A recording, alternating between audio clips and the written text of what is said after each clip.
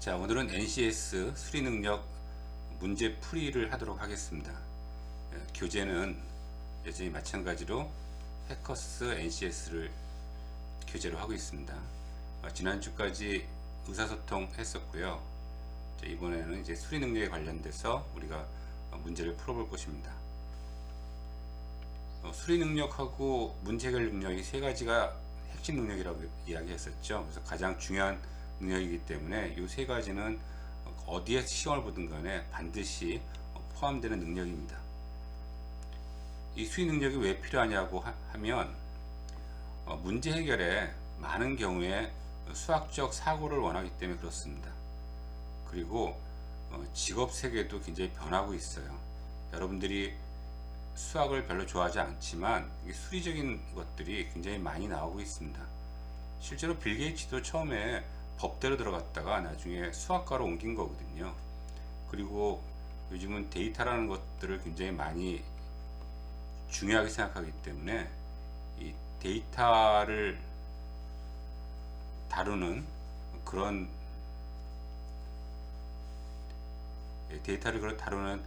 그런 분야가 굉장히 많아졌습니다. 실제로 수리 능력이라고 이야기하지만 수학보다는 어떤 통계, 데이터에 가깝습니다. 실용적인 부분에 굉장히 많이 사용이 되고 있어요. 그래서 NCS에서는 이 수리 능력을 네 가지 능력으로 나눕니다. 기초 연산, 기초 통계, 도표 분석, 도표 작성. 그런데 초기에는 기초 연산이 시험 문제에 좀 많이 나오는 편이었어요. 그리고 아시다시피 도표 작성은 시험 보기가 어렵겠죠. 그래서 이건 잘 안 나오고 도표 분석에 그냥 합쳐져 있는 형태로 나왔었습니다.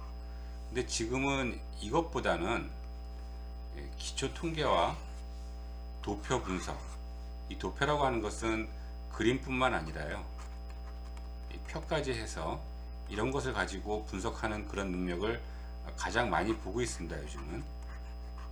그래서 여러분들이 처음에는 이제 수학적인 그런 공부를 많이 했었는데 그것보다는 도표를 보는 것들이 시험 문제에 줄을 이루고 있다라는 출제 경향이 변한 것도 우리가 알 수가 있습니다. 자, 어쨌든 일단 네 가지 능력에 대해서 우리가 알아보도록 하겠습니다.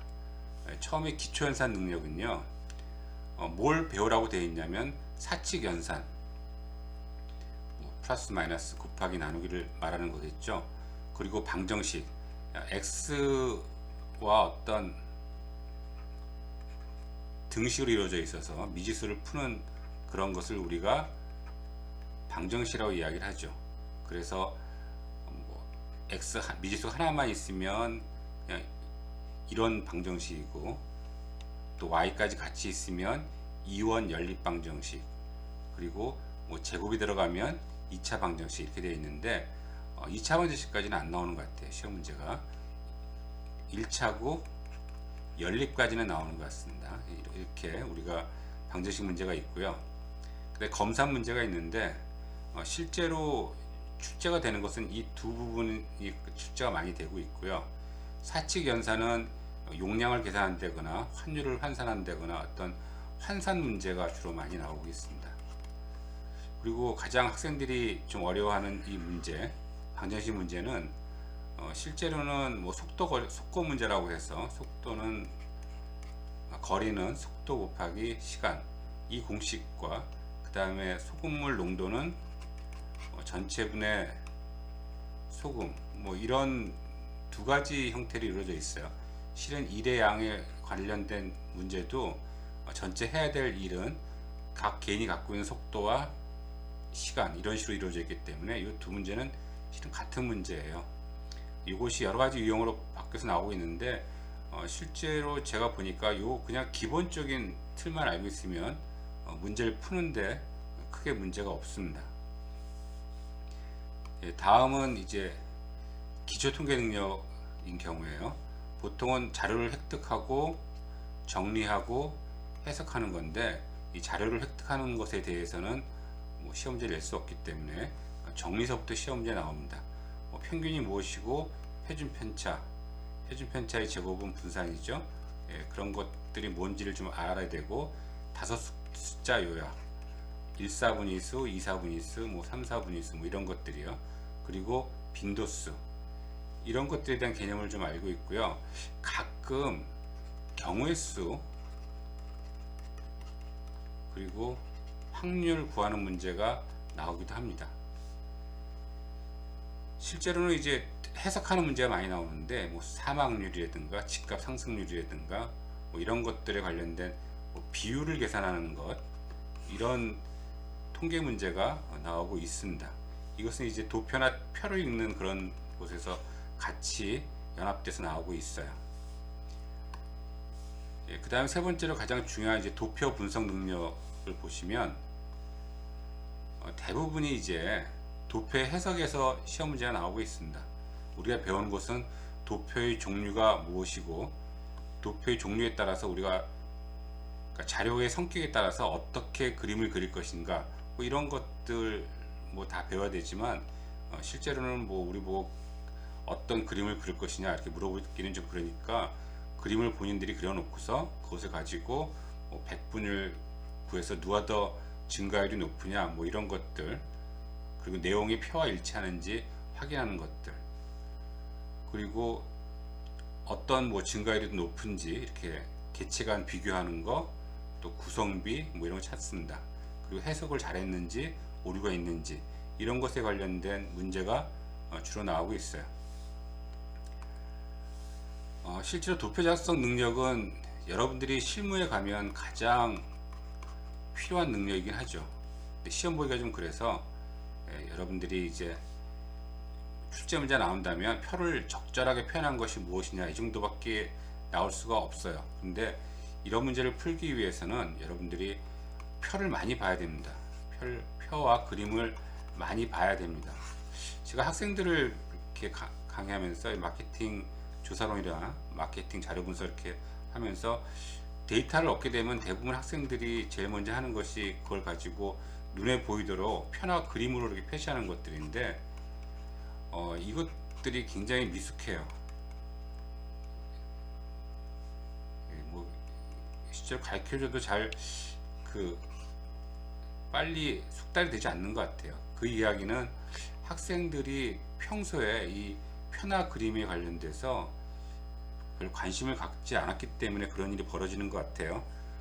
그래서 여러분들이 이 수리 능력 할 때 이 도표 작성 능력 뭐 이렇게 실제로 키우기 위해서는 문제를 많이 풀어보면 여러 가지 도표들이 나올 거 아닙니까? 그러면 이런 표를 이렇게 도표로 그렸구나, 이런 표를 이렇게 그림으로 그렸구나, 이런 것들을 많이 경험을 하게 되면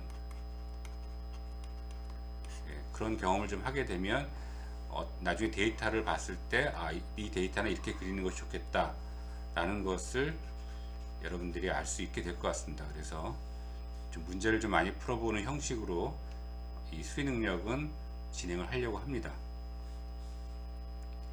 자, 먼저 이제 기초 연산 능력 간단한 것부터 시작을 해보도록 하겠습니다. 사칙 연산이요. 여러분들 1cm는 10mm고 1m는 몇 cm죠? 100cm죠. 근데 여기 앞에 cm가 있고 밀리가 있는데 이걸 여러분들이 이제 이렇게 생각하시기 바랍니다. cm는 어떻게 된다고요? 100분의 1이고요. 밀리는 1000분의 1입니다. 그래서 만약에 1m가 몇 밀리미터냐 이렇게 쓰면 이 밀리미터가 어떻게 된다고요? 1밀리미터는 1000분의 1이라는 소리죠. 1000분의 1 미터라는 뜻이니까 이 앞에 어떻게 해줘야 되죠?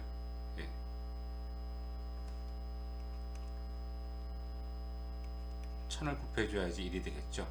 그래야지 1m가 되겠죠. 그래서 1000 여기 밀이고 미터, 그래서 1000ml 이런 식입니다.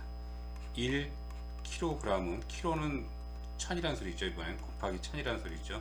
그러니까 1 곱하기 1000g입니다. 그래서 1000g 이런 식으로 여러분들이 이해를 하시는 것이 나중에 환산 문제를 풀 때 굉장히 유리합니다.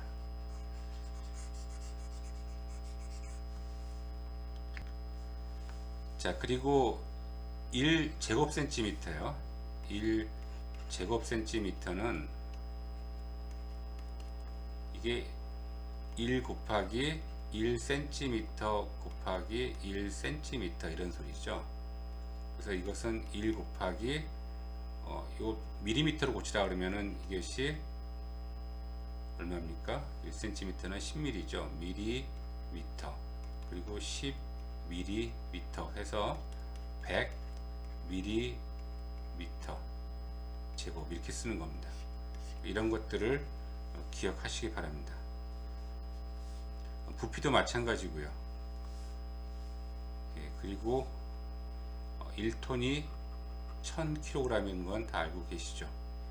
또 1분이 60초, 1시간이 60분, 3600초 이런 건 다 알고 있을 테고, 그 다음에 할푼니는 1알이다 그러면 0.1을 뜻하는 것이고, 1푼이다 그러면 0.01, 1리다 그러면 0.001 뭐 이렇게 되어 있죠. 할푼니는 여러분들이 많이 잘 쓰지 않지만 아마 야구를 좋아하는 학생들은 이런 것이 뭐 낯설지는 않을 거예요. 그리고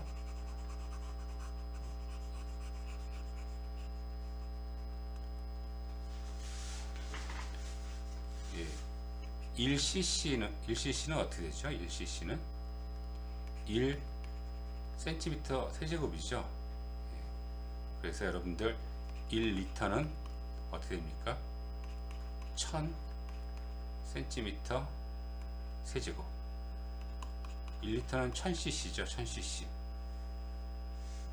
기억하시기 바랍니다. 여러분들이 우유를 사면 좀 큰 게 1리터짜리죠. 1리터짜리고 1리터라고 써 있고요. 그 다음에 그것보다 조금 작으면서 중간쯤 사이즈인 것이 500cc라고 써 있지는 않고 500ml 이렇게 쓰여 있습니다. 미리가 무슨 뜻이라고요? 1000분의 1이라는 뜻이었었죠. 그러니까 이것은 0.5리터라는 뜻입니다. 자, 한번 이것을 고쳐보도록 하겠습니다. 7km는 키로가 1000이니까 7000m고요. 이것을 7000인데 센티미터로 고치면 센치가 뭐라 그랬죠? 100분의 1이라고 그랬었죠. 그러니까 곱하기 100을 해줘야지 이게 똑같은 거죠. 그래서 공이 3개, 2개 붙었으니까 그래서 70만 센티미터 이렇게 풀게 되어 있습니다. 자, 3m 제곱이요. 3m 제곱은 3하고 센티미터 제곱으로 고치려면 1m가 100cm죠. 100cm 100cm 이렇게 되니까 이거 두 개 곱하면 만이 되겠죠. 그래서 3만 cm 제곱 이렇게 씁니다. 자, 2ml는요. 2ml는 2가 밀리리터가 뭐라 했어요? 1000분의 1이라고 했었죠. 2ml는 이런 뜻이니까 0.002 리터 이렇게 표현할 수 있습니다. 자, 1kg은 뭐 1000g이고요. 1시간은 몇 초죠? 1시간은 60분이고 1분은 60초니까 3600초가 되죠. 하루는요 100리가 되겠죠.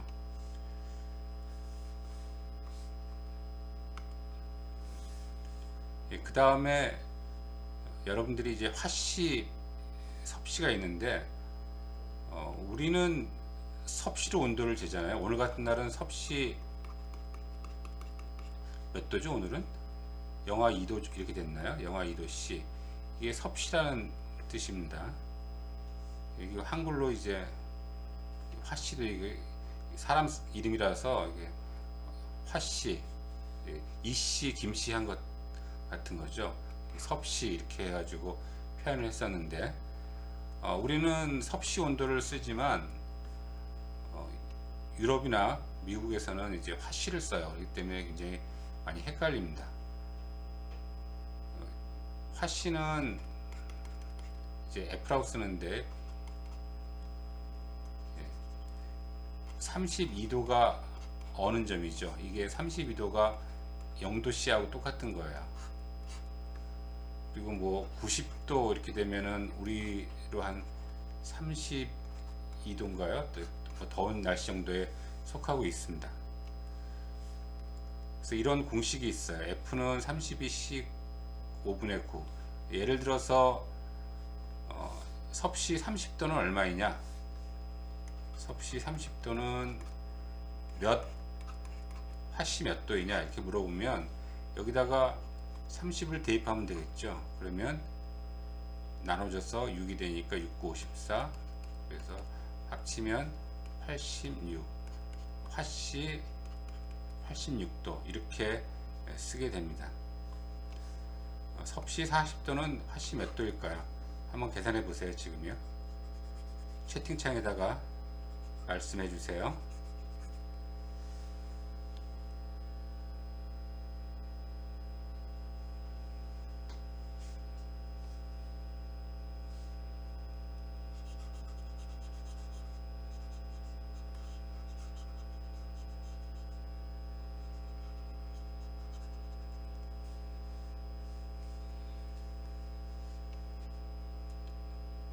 예, 진행이 맞았습니다. 예, 특이하게 딱 똑같아지는 때가 있대요. 영하 40도가 똑같이 화씨나 섭씨나 마이너스 40도는 똑같습니다. 예, 그렇게 되고 있죠. 그 다음에 이제 우리 평에 대해서 알아볼까요? 평. 한 평은 3.3m 제곱. 이건 대략적으로 어떻게 생긴 거냐면, 한 평이라는 것은 여러분 기억하시기에 옛날에 사람들이 이렇게 생각했던 것 같아요. 우리나라에서 한 평이라고 하는 것은 장정이 누울 수 있는 그 공간, 그러니까 한 1.8m 정도 되는, 가로 세로 1.8m 되는 공간 정도를 우리가 한 평이라고 했던 것 같습니다. 한 평. 그래서 아파트도 과거에는 뭐 31평에 산다, 뭐 30평에 산다, 50평에 산다 이렇게 평으로 얘기하다가 갑자기 미터법을 우리가 쓰기 시작하면서 이렇게 쓰도록 권유를 하다가 나중에는 뭐 이렇게 쓰는 걸 강제하고 있죠. 그래서 우리가 이 아파트 101제곱미터를 몇 평인가 이렇게 생각할 때는 101제곱미터 이걸 평으로 고치는 거니까 101 곱하기 평이 얼마입니까? 3.3 제곱미터니까 앞에다가 3.3분의 1을 똑같이 곱해주면 되겠죠. 그래서 101 나누기 3.3 그리고 3.3m 제곱은 이게 평이 되는 거죠. 그러니까 이걸 평으로 고치려면 이걸 나누기 3.3을 해주면 돼요. 그렇게 해주는 게 정확한 계산이고, 또는 101을 3.3을 이렇게 나눠준다는 것은 3.3분의 1을 곱해주는 것인데, 이건 한번 잠깐 보실까요? 그러면은 이거는 101 곱하기 33분의 얼마입니까? 예, 10이 되죠. 그래서 만약에 여기다가 10분의 1을 이쪽에다 찍고 여기다가 이렇게 놓으면 이 값이 거의 3에 가까워요. 그러니까 즉 101평에다가 곱하기 3을 한 다음에, 그러면 이건 30.3이죠. 그 다음에 300.3이요. 303이군요. 네, 303. 303에서 그냥 숫자 하나만 앞으로 하나 당겨주면 됩니다. 그러면 30평 정도구나, 이렇게 금방 생각할 수 있어요. 예를 들어서 여러분들은 뭐 그럴 일이 별로 없겠지만 가끔 뭐 어떤 사람 집에 놀러 가면 정원이 큰 집이 있어요. 그러면 정원이 몇 평이에요? 이렇게 물어보면 몇 평입니다. 뭐 이렇게 얘기를 해주는데 그에 대한 감을 잘 못 잡죠. 그래서 예를 들어서 축구장 같은 경우에는 축구장 아시죠? 축구장 이제 긴 쪽이 한 100m쯤 돼요. 그리고 이쪽이 한 70m쯤 됩니다. 축구장이 몇 평이나 될까 이렇게 하면은 곱하면 얼마예요? 7,000m 제곱이죠. 그러면 제가 공 하나를 빼고 곱하기 3을 하라고 그랬죠. 그러면 2,100평이 나옵니다. 축구장이 한 2,000평이 좀 넘어요. 그렇게 생각하시면 됩니다.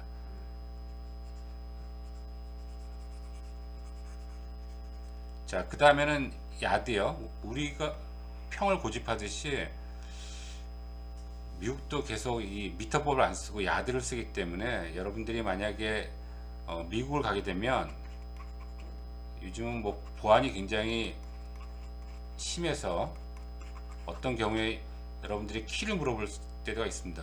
너의 하이가 얼마냐 이렇게 물어봅니다. 그러니까 키가 얼마냐 이렇게 물어보는 거죠.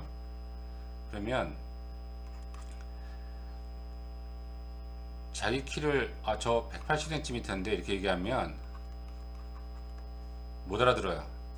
그리고 어떤 사람들이 이거 대부분 이거 물어본 사람들이 공무원이거나 시큐리티니까 경비니까 막 짜증을 냅니다. 몇 피트 몇 인치야 이렇게 얘기를 합니다. 몇 피트 몇 인치. 그래서 여러분들 키를 몇 피트 몇 인치로 계산할 수 있어야 돼요. 1피트가 30.5고요 1인치가 2.54cm예요. 자,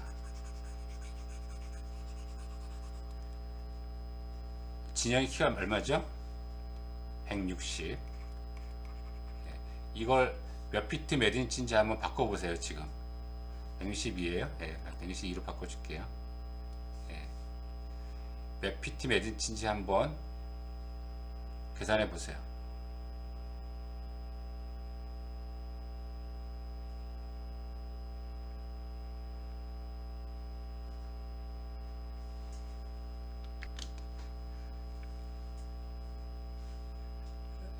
사 피트.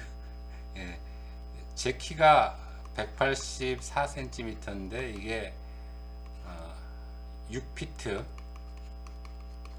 플러스 조금 뭐 1인치 안 돼요. 그래서 저는 그냥 6피트라고 이야기해요. 일단 5피트를 계산해 보세요. 5피트 1피트가 35니까 5피트를 계산하면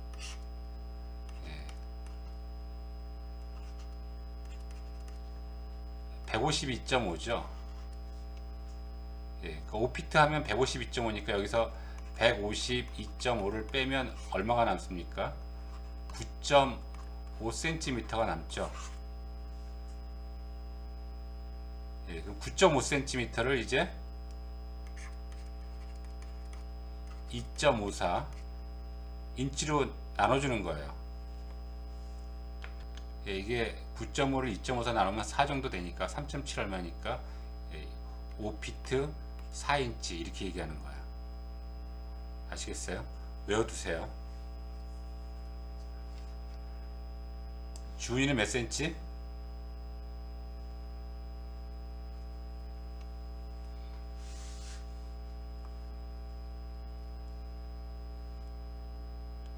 주은이는 몇 센치죠? 그 다음에 이제 또 여행 가면 또 달러 환산 잘 해야 되죠. 그래서 우리나라가 이제 1달러가 요즘은 좀 내려서 1,100원 이렇게 하고 있어요. 1,000원 할 때 굉장히 편했었는데 1,000원일 때는 굉장히 계산하기가 쉬웠었습니다. 그래서 여러분들 그냥 외국 스포츠 선수를 보면은 뭐 1년에 연봉이 1,000만 불이다 뭐 이렇게 1,000만 달러다 이렇게 나오잖아요. 그러면 와 크겠다 이렇게 얘기하는데 1,000만이면 공이 몇 개입니까? 공이 7개거든요 1,000만이면. 그리고 1달러가 1,000원이니까 공 3개를 더 붙인다고 생각하시면 돼요. 그럼 얼마죠? 예, 100억입니다. 100억. 요즘 1100원이니까 110억 이런 거야. 1년에 연봉이 110억이에요. 스포츠 선수들이. 대단하죠? 그리고 미국 같은 경우에 요즘 뭐 집값이 한참 올라가지고 좋은 집은 뭐 200만 달러 이렇게 된다고 합니다. 그러면 200만 달러는 어떻게 한다고요? 200만이면 공이 6개인데 달러가 1000이니까 더 붙는 거죠. 20억 이렇게 되는 거죠. 미국에서 20억 달러면은 200만 달러의 집이면 엄청나게 뭐 좋은 집이죠. 근데 우리나라는 요즘 집값이 하도 올라가지고 다 거품이라고 했지만 이런 집들이 너무 흔해졌어요. 자, 달러는 이렇게 되는데, 그다음에 위안을 이제 우리가 중국이랑 같이 많이 이야기를 하니까 위안을 얘기 많이 해요. 그래서 1위안은 170원이에요. 그래서 여러분들 생각하실 때 6위안을 기준으로 해가지고 6위안이면 1000원이다 이렇게 생각하시면 편합니다. 그래서 30위안이다 이러면 6위안이 1000원이니까 곱하기 5해서 5000원 이런 식으로 생각하시면 쉽습니다.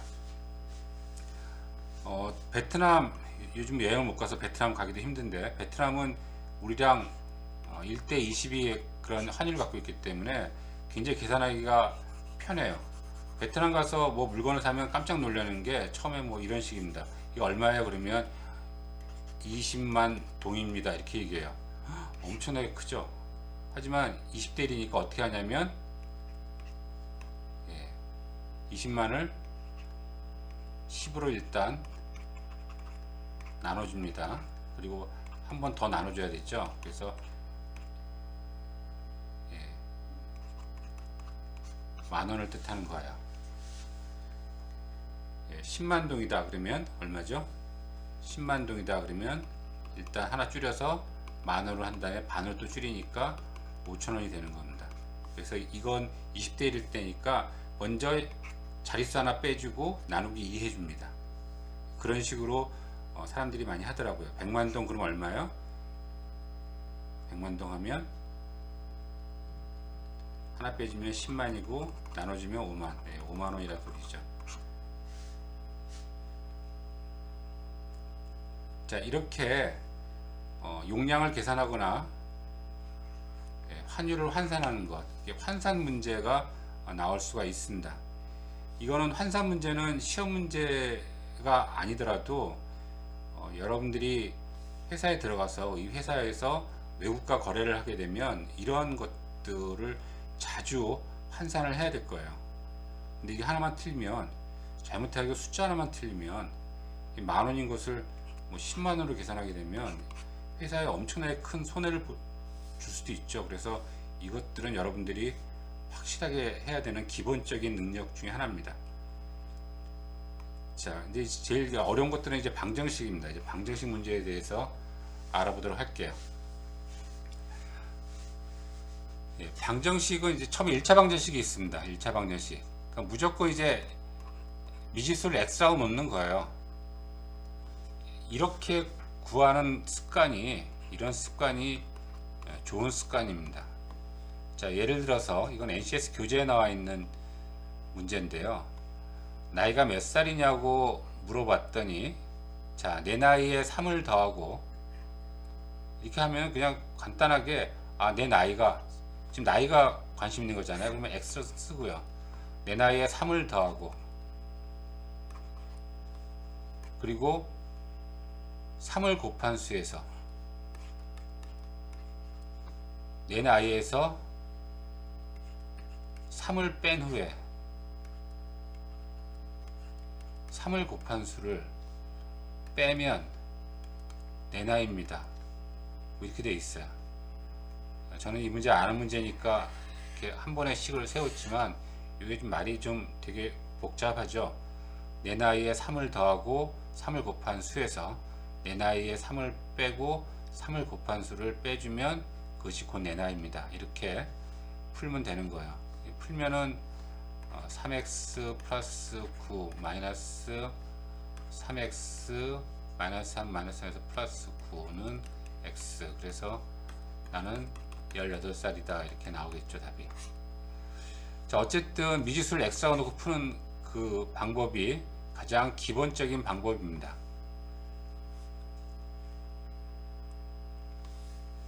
두 번째는 한 사람이 뭐 우위, 모자, 그리고 장화를 사는데 뭐 이렇게 되어 있습니다. 각각의 물건의 가격. 그러면 요 우위가 x, 모자가 y, 장화가 z, 이런 식으로 연립방정식이구나 라는 것을 깨달아야 됩니다.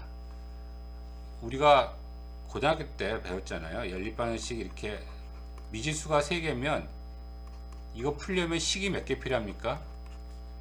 미지수가 3개면 식도 3개 필요해요. 아까 전에 미지수가 하나일 때는 식이 그냥 하나만 있으면 됐었죠. 이렇게 식이 하나만 있으면 풀 수 있었죠. 미지수가 3개면 식이 3개가 나와야 됩니다. 그러면 이 예문에서 식을 세우는 거예요. 한 사람이 우위, 모자, 그리고 장을 사는데 150원을 지불했다. 그러면 x 플러스 y 플러스 밑에였을까요? x 플러스 y 플러스 z는 150이다.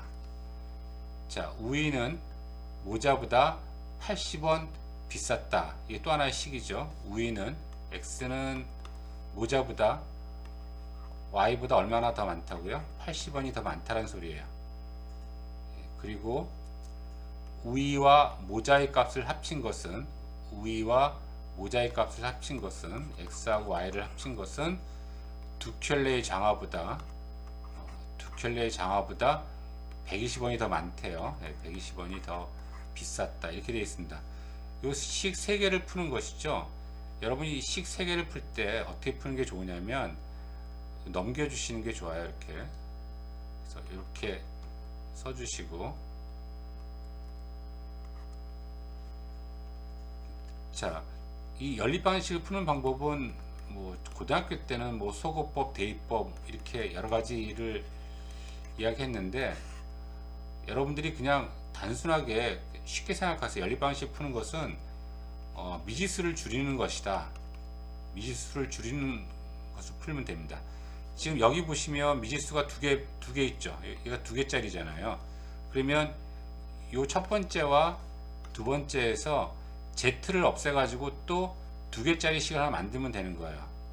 자, 그러면 요 첫 번째와 두 번째를 구하기 위해서는 여기다 다 2배씩을 해주면 되겠죠. 2배, 여기 3배 이렇게 써주시면, 그리고 1식과 2식을 더해줍니다. 그러면 더해주면 어떻게 됩니까? 2x 더하기 x니까 3x, 2y 더하기 y니까 3y, 이건 지워지라고 한 것이고, 그 다음에 420, 그러니까 즉 x 플러스 y는 3을 나눠준 거니까 140이 되겠죠.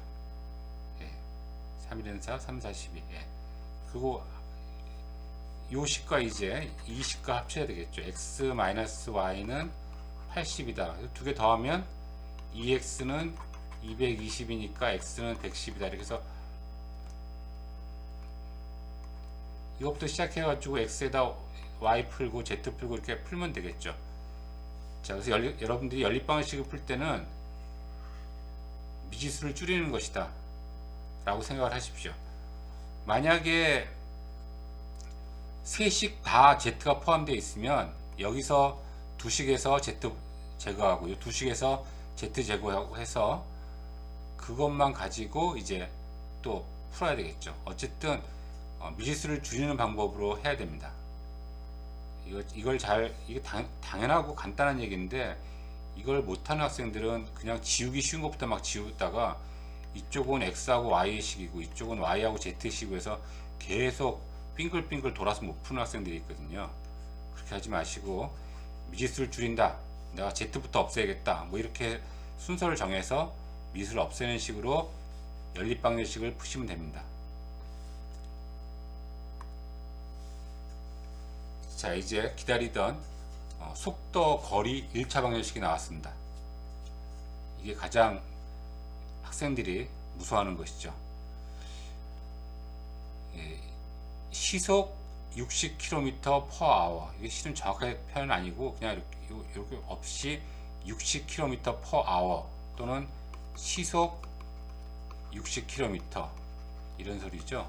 예, 시속 60km라는 것은 60km를 1시간에 간다. 이런 뜻입니다. 예, 속도가. 예, 시속 60km로 3시간 주행하면 이렇게 해서 시속 60km로 이게 속도죠. 그리고 3시간 가면은 이 시간은 지워지고 3개 올라가니까 180km가 됩니다. 자, 이것이 여러분들이 외워둬야 될 S는 VT 공식입니다. 거리는 속도 곱하기 시간. 자, 거리는 속도 곱하기 시간.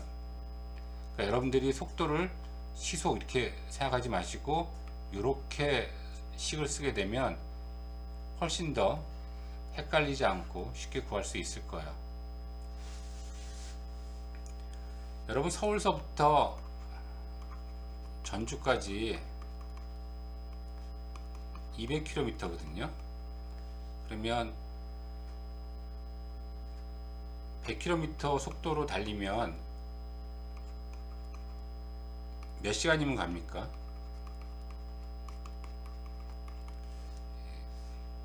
그것도 S는 VT 공식으로 구하시면 되는 거죠.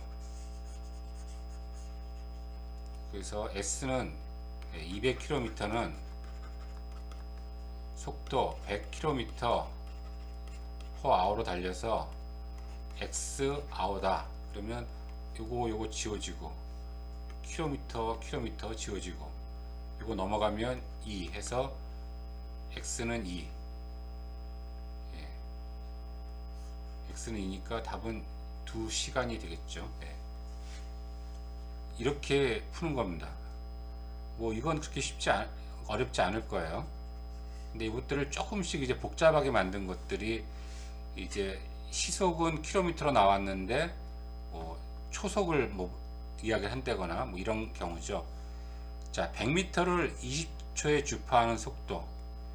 여러분, 마라톤 선수들이 생각보다 엄청나게 빠르게 뛴다는 건 다 알고 계시죠?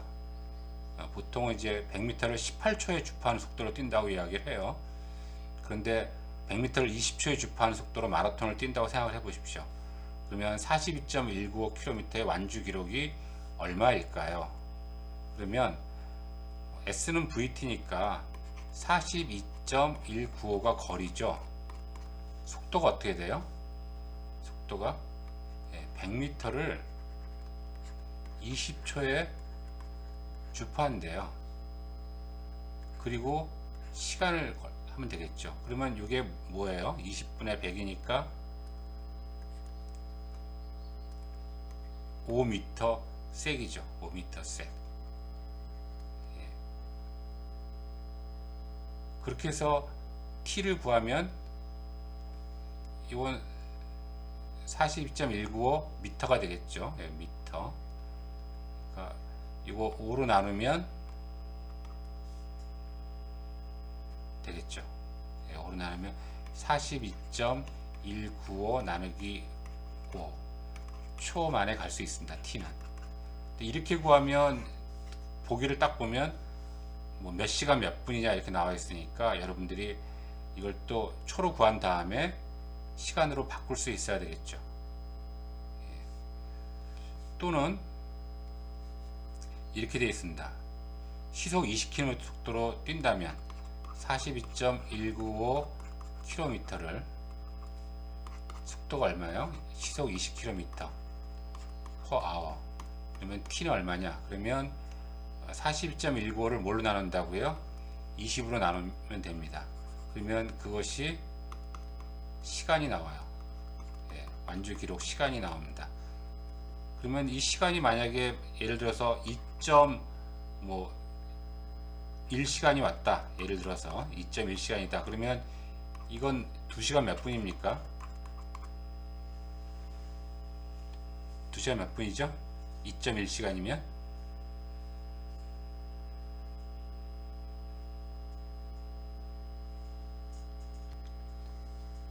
2.1시간은 2시간 6분이라고 이야기했죠. 그 다음에 이걸 조금 응용한 연립방정식 문제로 바꿀 때가 있습니다. 기본형은 좀 쉽게 되어 있어요. 기본형은 서울에서 시속 60km의 속도로 출발을 하고 부산에서 시속 100km로 서울을 향해 출발한다면, 여러분들 이거 하실 때 그림 그리는 게 좋아요. 그래야 훨씬 문제를 이해하는데 쉽습니다. 서울에서 시속 60km로 출발을 하고요. 그 다음에 부산에서 시속 100km의 속도로 출발을 했어요. 서울에서 몇 킬로 지점에서 두 차가 만나겠는가, 쭉 가다가 얘는 시속 100km 속도로 가고 얘는 60km 속도로 가니까 뭐 6대 10이다 이렇게 해서 400km를 6대 10으로 나누는 방식으로 보통은 풀이가 나와 있어요. 근데 그렇게 하지 말고 일단 우리가 알고 있는 이 원칙대로 한번 풀어보도록 하겠습니다. 자, 그러면 이 서울에서 가는 차가 여기 X, 서울에서 몇 킬로 지점에서 두 차가 만나냐고 물어봤으니까 여기를 X라고 볼게요. 여기를 X라고 봐요. 그러면은 요 X는 어떻게 되죠? X는 60km로 60km/h로 어떤 시간 t만큼 달렸겠죠. 그리고 부산에서 온 차는 얼마나 달렸어요? 이게 400-x만큼 달렸겠죠. 그래서 부산에서 온 차는 400-x는 시속 100km/h, 죄송합니다, hour 곱하기 t가 되는 거예요. 그럼 이 두 식을 풀면 되겠죠. 어떻게 풀어요?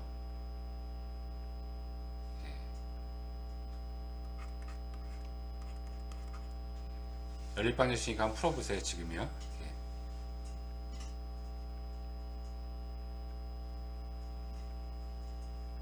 자, 같이 볼까요?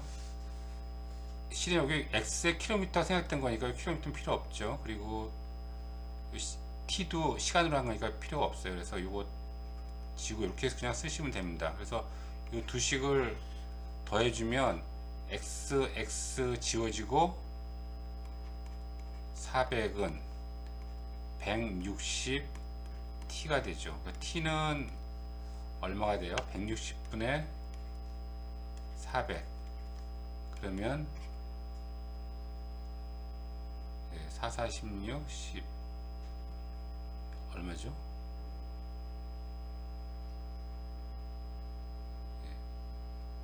2분의 5t가 시간이 되네요. 2시간 30분. 그러면 이 t에다가 2분의 5를 집어넣으시면 x는 150 나오겠죠. 이런 식으로 문제를 풀어줍니다.